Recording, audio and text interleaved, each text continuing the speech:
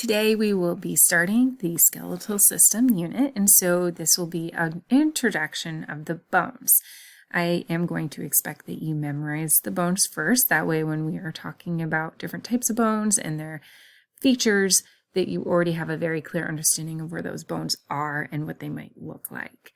So when we talk about the skeletal system, while there are 206 bones of the body, I will not ask you to memorize them all. Those 206 bones are divided into the axial skeleton, which makes up your skull, your ribs, and your spinal cord, and that protects your most vital portions of your body.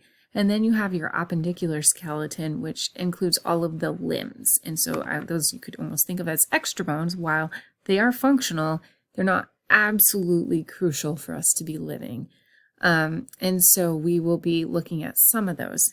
Now, we do have 206 bones, and I will say when I was taking anatomy, I was required to memorize all 206 of them in 1 week. I will not ask you to do that, but a fun fact is that we are actually born with more bones.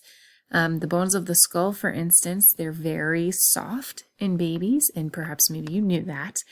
That allows for the child to pass through the pelvic canal through childbirth. But that also means that those bones are not fused yet. And so as the baby develops, those bones fuse together to form your cranium or your skull. So today you will be filling out this blank diagram, and I will walk you through some of those major bone names. And if you are someone that is able to memorize things quickly, you may pause the next slide and just write down the bone names. But I will give you some helpful hints in how to remember those things that worked for me when I was in your shoes in school. So these are the names of the bones.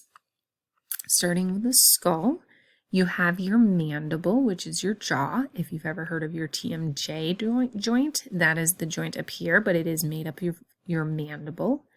Above that is your maxilla. So together those create your chompers. Your teeth are actually individual bones as well, but I will not require you to memorize those.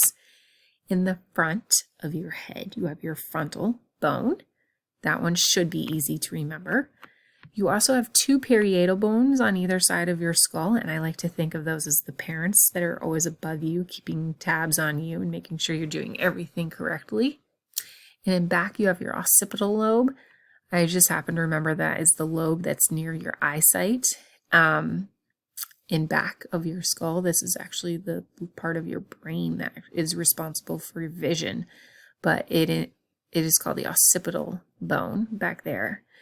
You do have this vertebrae or vertebral column, you could call it.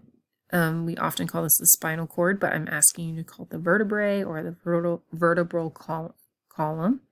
The spinal cord itself is part of the nervous system, and that is what is inside of the vertebrae. In the front of your chest, you have the clavicle. This is often the bone that I feel like my snowboarders break when they're falling down the mountain. And behind it, it's hard to see on this view, but I'll show you on another view. This is your scapula. Your scapula looks like this. I think of it kind of like a scalpel. Well, no, not a scapula. I meant to say a spatula. I think scapula rhymes with spatula, and it is kind of like a fan-shaped bone. So that those together with your humerus, this long bone, create your shoulder. So you have your clavicle in front, your scapula in back, and your humerus on the side. On your other side of this diagram here, the humerus is connected to your radius, which is the bone that's connected to your thumb. And then next to it is the ulna.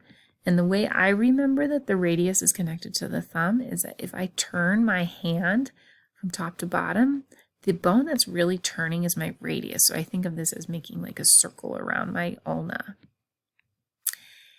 Here in your wrist are carpals, and there's lots of tiny little bones here. I will not ask you to memorize all of them, but if you've ever heard of someone having carpal tunnel, it is usually something that affects these bones in a person. Then you have your metacarpals. These are all the bones that make up your actual hand. The prefix meta means middle. And since these are in the middle of your hand, in between your carpals and your phalanges, they are the metacarpals. And then your fingers are called phalanges. So it is possible that you have heard of them being called that before. So going back up your arm, we now make it to your sternum that is protecting your heart. It is a flat bone in front of your heart, and it is attached to all of the ribs. And most of these ribs are attached through some cartilage, but down at the bottom you have some floating ribs down there that are not attached through cartilage. But their job, as you know, is to help you breathe and also to protect your lungs and your heart. Going down here, we have our sacrum. You also have your coccyx at the bottom, which is your tailbone, but I won't require you to memorize that. And you have your hip bone. And if you're really interested, your hip bone is actually made up, it has different names, like your ilium, your pubis right here, and your ischium at the bottom. I feel like this diagram does a little better job of showing the differences in those. And together they make the pelvic girdle. So you're welcome to call this the hip bone or the pelvic girdle. And that houses your internal organs as well.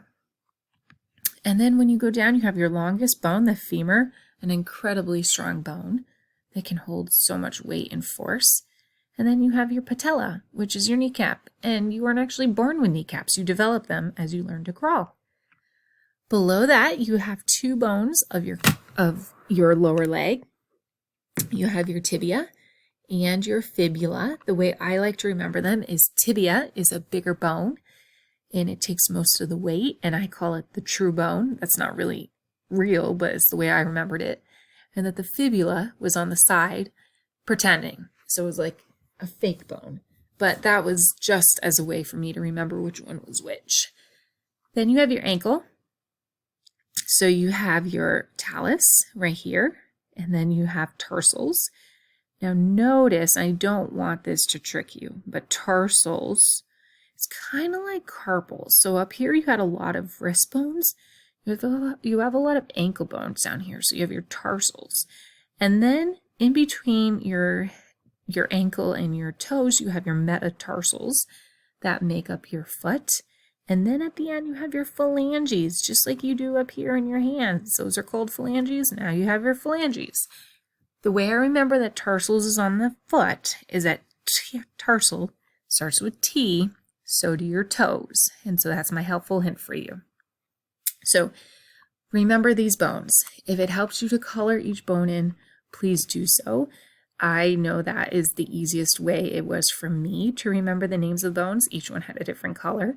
But the easiest way is just to keep practicing and feel free to print off this diagram and just quiz yourself as many times as you would like.